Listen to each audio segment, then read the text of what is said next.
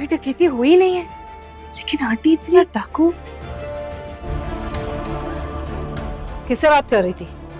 मेरा सारा सोना नहीं लेकर गए, क्या पता फोन कर रही थी, कहीं लगा कसम से नहीं लगा। जॉन से मारूंगी मैं तुझे। इतनी घटिया हरकत क्यों करेंगी? अगर आइंदा तूने मेरे फोन को हाथ भी लगाया तो तुम उसकी वही काजिन हो जो उससे शादी के ख्वाब देख रही है। हाँ? नहीं, किसी से बात नहीं की, अम्मी को फोन। क्योंकि मैं और हनान बहुत जल्दी शादी करने वाले हैं। मैं हनान की कजन नहीं, उसकी बीवी हूँ ज़ारा। अबे मेरा फोन को। वैसे बेहतर यही होगा कि तुम उससे शादी के ख्वाब छोड़ो। तुम तो कह रहे थे शिवा तुम्हारी पार्टनर है, लेकिन वो तो कह रही है कि तुम उससे शादी करने वाले हो। झूठ बोल रही है। झूठ वो नहीं, तुम बोल रहे हो। आप खामखा किसी खुशफहमी को अपने दिल में जगह मत दें। ये खुशफहमी मेरे दिल में अब इतनी गहरी जगह बना चुकी है कि इसे दिल से निकालना मुश्किल है। समा माँ की पसंद उनकी खुशी है,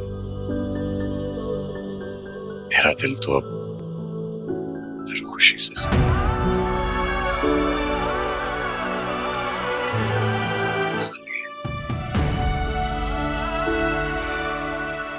तो फिर आप अपना वक्त जाया कर रहे हैं।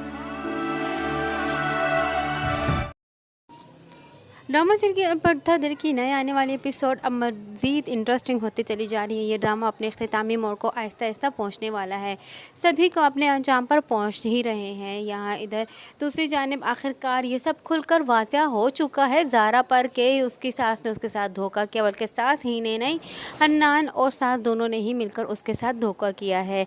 हन्नान की और उसकी माँ की सारी बातें जो है वो ज़ारा सुन लेती है और आहिस्ता आहिस्ता वो अपनी सास की अलमारी की तलाशी लेती है तो उसके वो ज़ेवरात भी निकल आते हैं जो कि उससे चोरी किए जा चुके होते हैं। और यहाँ आकर ज़ारा को पता चल जाता है कि इसका मतलब मेरी सास ने ये घिनौनी हरकत की है, बल्कि सास नहीं नहीं हन्नान और सास ने दोनों ने मिलकर ये घिनौनी हरकत की है और इन्होंने मुझे धोखा दिया है। अब यहाँ आकर ज़ारा को सब कुछ पता चल गया है। अब लगेगा पता ज़ारा को कि ज़ारा ने जो कुछ किया था मनाहिल के साथ, उसी से ज़बरदस्ती छीन कर चोरी कर लाई थी, आज इसके साथ भी बिल्कुल सेम टू सेम वैसा ही हुआ।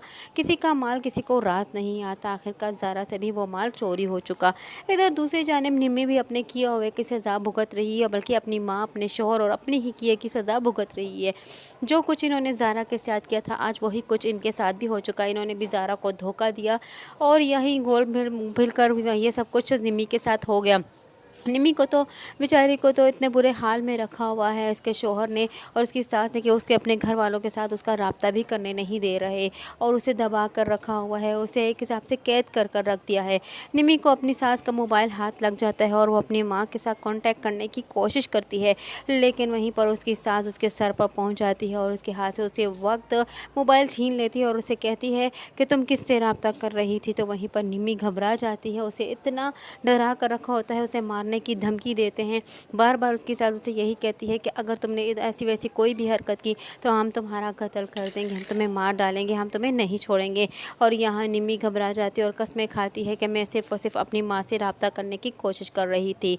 इधर दूसरी जानिब शिबा भी जो है बात कर मोबाइल को कॉल मिलाती है हन्नान को कि इतने में हन्नान की कॉल रिसीव नहीं होती कि हन्नान को बार बार कॉल मिलाने से आखिरकार ज़ारा के हाथ हन्नान का मोबाइल लग जाता है और ज़ारा कॉल रिसीव कर लेती है शिबा की। शिबा की जब कॉल रिसीव करती है ज़ारा तो ज़ारा को शिबा का कैसे बात होती है और उसे यही कहती है कि तुम अपने दिल से हन्नान के साथ शादी करने का ख़्याल निकाल दो, ये तुम्हारा ख्वाब ही रहेगा। और मैं और हन्नान हम दोनों एक दूसरे से बहुत मोहब्बत करते हैं और हन्नान के साथ में और वो हम दोनों एक दूसरे से बहुत मोहब्बत करते हैं और अब हम बहुत जल्द एक होने वाले हैं, हम शादी करने वाले हैं और तुम उसका उसका ख़्याल अपने दिल से निकाल दो। वहीं पर ज़ारा ये सब कुछ सुनती है तो उसके पाँव तले से तो ज़मीन ही निकल जाती है और शिबा को कहती है कि मैं उसकी मंगेतर नहीं बल्कि वो मेरा शोहर है। और वो इतने में हन्नान जो है वो पहुंच जाता है और हन्नान छीनने की कोशिश करता है मोबाइल, लेकिन ज़ारा उसे नहीं देने देती। और वहीं पर शिबा को भी पता चल जाएगा कि हन्नान जो है वो शादीशुदा है और हन्नान ने अपनी कज़न के साथ शादी कर चुका हुआ है। वो तो उसे फ़िलहाल अपनी कज़न ही समझ रही है, हन्नान की कज़न समझ रही है। वहीं पर शिबा पर भी ये सारी बात खुलकर सामने आ जाएगी। हन्नान फिर से एक मर्तबा ज़ारा को झूठ बोलता है कि शिबा के साथ मैं पार्टनरशिप में ही हूँ, लेकिन ज़ारा उसे कहती है कि नहीं, तुम झूठ बोल रहे हो। यहाँ से हन्नान उसे कहता है कि शिबा झूठ बोल रही है, तो ज़ारा उसे खामोश करवाती है, चिल्लाते हुए उसे कहती है कि नहीं, वो नहीं, बल्कि तुम झूठ बोल रही हो, तुम झूठ बोल रहे हो, इसका मतलब तुमने सब कुछ मुझसे झूठ बोलकर छीना है और अब मैं तुम्हें नहीं छोड़ूंगी। यहाँ ज़ारा जो है वो गिरबान पकड़ लेगी हन्नान का और उसे धमकी देगी, तो हन्नान ये सब कुछ बर्दाश्त नहीं करेगा और हन्नान जो है वो अब उसके साथ बहुत बुरा रवैया करने वाला है। यहाँ आखिरकार वलीद और अली जो है वो मोहब्बत देख ही लेता है मनाहिल की आंखों में और दिल में अपने लिए, और उसको सब कुछ नज़र आ जाता है और वो फिर से एक मर्तबा मनाहिल के पास आता है और मनाहिल पर ज़ाहिर कर देता है कि वो जान चुका है कि वो उससे मोहब्बत करने लगी है। लेकिन मनाहिल जो है वो उसे यही कहती है कि तुम्हारी मंगनी हो गई है और अब तुम किसी और के होने वाले हो और मैं अब अपने दिल से हर तरह का ख्याल निकाल चुकी हूँ और तुम किसी गलत खुशफहमी का शिकार मत होना। तो वलीद से यही कहता है कि मैं खुशफहमी का शिकार हूँ, इसीलिए मैं फिर से तुम्हारे पास आया हूँ।